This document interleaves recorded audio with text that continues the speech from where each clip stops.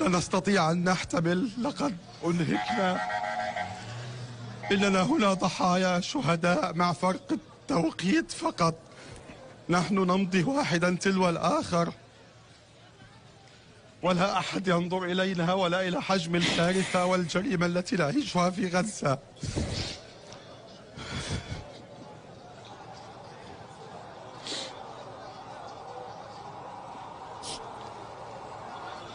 لا حماية، لا حماية دولية، لا حماية دولية على الإطلاق، ولا حصانة لأي شيء.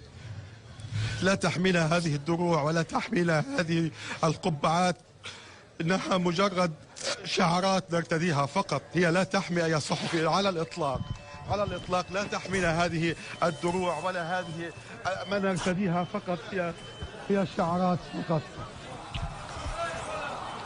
نحن هنا ضحايا على الهواء مباشرة، نفقد الأرواح واحدا تلو الآخر بلا أي ثمن.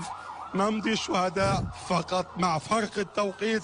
نحن ننتظر الدور واحدا تلو الآخر. زميلنا محمد أبو حطب كان هنا منذ نصف ساعة فقط وغادرنا الآن، هو وزوجته وابنه وأخيه وكثير من عائلته هم ضحايا هنا في داخل المستشفى.